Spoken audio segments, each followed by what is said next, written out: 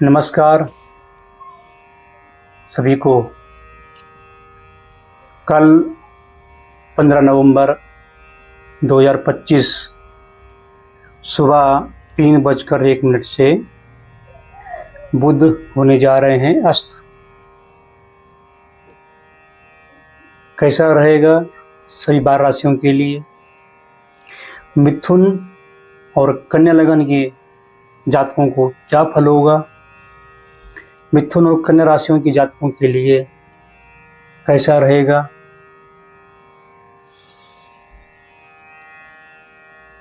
क्योंकि जब बुध अस्त होंगे तो आपको निर्णय लेने में दिक्कतें आएंगी। यदि आप व्यापार से जुड़े हुए हैं, यदि आप कोई फाइनेंशियल डील करने जा रहे हैं, कोई नया व्यवसाय शुरू करने जा रहे हैं, जॉब पे जा रहे हैं, प्रॉपर्टी या मकान बना रहे हैं, प्रॉपर्टी देखने जा रहे हैं, कोई भी काम करने जा रहे हैं, और यदि आप सही ढंग से वहाँ पर निर्णय नहीं ले पाते हैं तो आपको बहुत बड़ा नुकसान हो सकता है। इसलिए मेरे साथियों, मेरे मित्रों, कल से बुध अस्त हो रहे हैं, और यदि आपकी कुंडली में बुध अनुकूल नहीं है, यदि शुभ भी हैं, तो अस्त हो जाएंगे और आपको निर्णय लेने में दिक्कतें आएंगी। हो सकता है आप कोई अच्छी खासी डील को टाल दें, जो आपके अनुकूल कोई फैसला होने जा रहा हो, आप उसको निर्णय न ले पा रहे हो, और रिस्क से आपको डर लगे और आप उस डील को दूर कर दें, अपने से न ले पाएं। या कोई महत्वपूर्ण आपका कोई कार्य है, वो आपके हाथ से निकल जाए। अब बात करते हैं बुध की। बुध का कारकत्व क्या है? बुध किस चीज का कारक ग्रह है? बुध सबसे पहले बुद्धि कारक ग्रह है। कुंडली में यदि बुध आपका खराब है, अनुकूल नहीं है, कमजोर है, या 6, 8 और 12 घर में बैठा हुआ है, तो सबसे पहले बात यह है कि आप निर्णय नहीं ले पाएंगे, चाहे कार्य अच्छा हो या बुरा। फैसला आपके हाथ में हो या किसी और के हाथ में, आप निर्णय नहीं ले पाएंगे। जिसे कुंडली में बुध बचपन से कमजोर है, लगन कुंडली में, ऐसा जातक अपनी बात दूसरों से कह नहीं पाता, अपनी बात को सही ढंग से प्रदर्शित नहीं कर सकते, बोल नहीं पाते, वाणी में अकड़ाहट रहती है, और मेन है कि डिसीजन नहीं ले पाते, निर्णय नहीं ले पाते। बुद्धि, व्यापार और तर्क शक्ति के कारक ग्रह हैं। जिनकी कुंडली में बुध अनुकूल होते हैं, बलवान होते हैं, उनकी तर्क शक्ति बहुत उत्तम कोटि की होती है। वो संवाद विवाद में आगे रहते हैं और हर समय जीतते रहते हैं।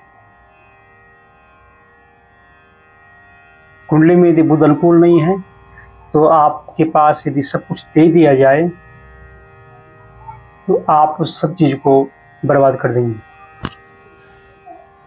क्योंकि बुद्धि का होना बहुत जरूरी है। और आपके पास बुद्धि नहीं है तो आप जीवन में कोई भी कार्य ढंग से नहीं कर पाएंगे। इसलिए कुंडली में बुध ग्रह का अनुकूल होना अति आवश्यक है।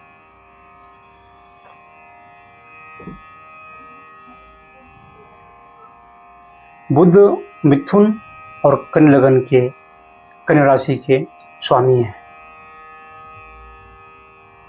और मिथुन लगन और कन्या लगन के जातकों को कल से सावधान रहने की आवश्यकता है,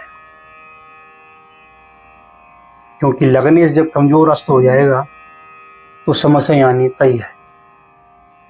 निर्णय नहीं ले पाएंगे और समस्याएं पैदा हो सकती हैं।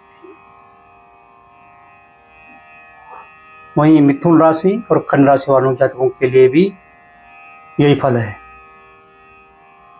और अदर जो 12 लगन है, 12 राशियों के लिए भी, सभी के लिए यदि कुंडली में बुध अनुकूल नहीं है और शुभ भी है तो भी बुध जो है अस्त होने जा रहे हैं, तो दिक्कतें सबको आने वाली है।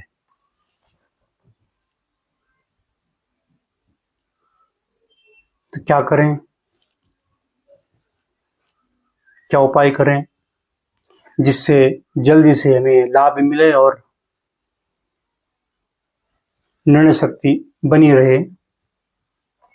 सबसे सरल और बेस्ट उपाय है, रेमेडी है, कि आप तुलसी के पौधे में शाम के समय बुधवार से शुरू करके घी का दीपक जलाएं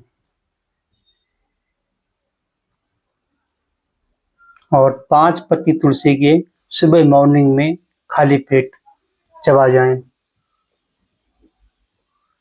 इससे आपकी बोलने की शक्ति, आपकी वाणी में और आपकी बुद्धि में पारद का प्रभाव हो जाएगा, क्योंकि तुलसी की पत्तियों में पारद की अनुकूलता है। पारद कौन है? भगवान शंकर।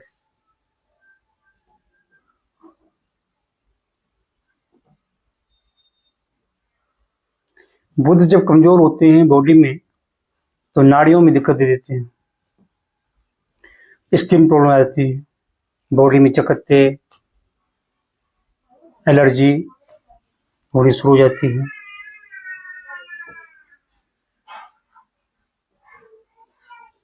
बोलने में दिक्कत आनी शुरू हो जाती है, आप अपनी बात किसी से कह नहीं पाते हैं। और विशेष जो है, आप किसी महत्वपूर्ण फैसलों में यदि आप कहीं डील करने जा रहे हैं, वहां आपको दिक्कत आ जाएगी। आप सही ढंग से यदि आप सोच विचार कर कार्य नहीं करेंगे तो आप बहुत बड़ा नुकसान उठा सकते हैं। इसलिए प्रिय साथियों, कल से आप बुध की अनुकूलता के लिए और शरीर पर बुध की इफेक्ट, साइड इफेक्ट न हो, उसके लिए आप तुलसी के पौधे में दीपक जलाएं और 5 पत्ती तुलसियों की चबाते रहें पूरे महीने, तो आपको दिक्कतें कम आएंगी। ये आप गौशाला में गायों के लिए हरा चारा डाल सकते हैं, इससे भी आपको लाभ होगा। या आप ऐसा भी नहीं कर सकते हैं तो आप 1 मुट्ठी साबुत मूंग को लेकर शाम को भिगो दें और सुबह जो है उनको अपनी छत के ऊपर जहां पक्षियां हों वहां डाल दें। ऐसा नियमित करें, एक दिन करने से नहीं होगा, आपको नियमित 1 महीना तक करना पड़ेगा, तो आपको कहीं भी दिक्कत नहीं आएगी। अधिक जानकारी के लिए आप हम संपर्क कर सकते हैं, कमेंट करें, वीडियो को शेयर करें और आप लाइव भी मेरे साथ जुड़ सकते हैं। आपके अपने बर्थ डिटेल के साथ मुझे शेयर करें और आप लाइव मेरे साथ जुड़ सकते हैं। आपका कोई प्रश्न हो, करियर संबंधित, व्यापार, बिजनेस, मैरिज, उससे संपर्क कर सकते हैं। यदि आपकी कोई समस्या है जो लगातार कई सालों से बनी हुई है और आप उपाय कर कर थक चुके हैं, तो आप लाइव में संपर्क कर सकते हैं। अपनी डिटेल, बर्थ डिटेल लेकर आप मेरे लाइव में शामिल हो सकते हैं और आप अपने प्रश्नों का जवाब पा सकते हैं। आज के लिए इतना ही। कल आपसे फिर मुलाकात होगी। तब तक के लिए जय श्री राम।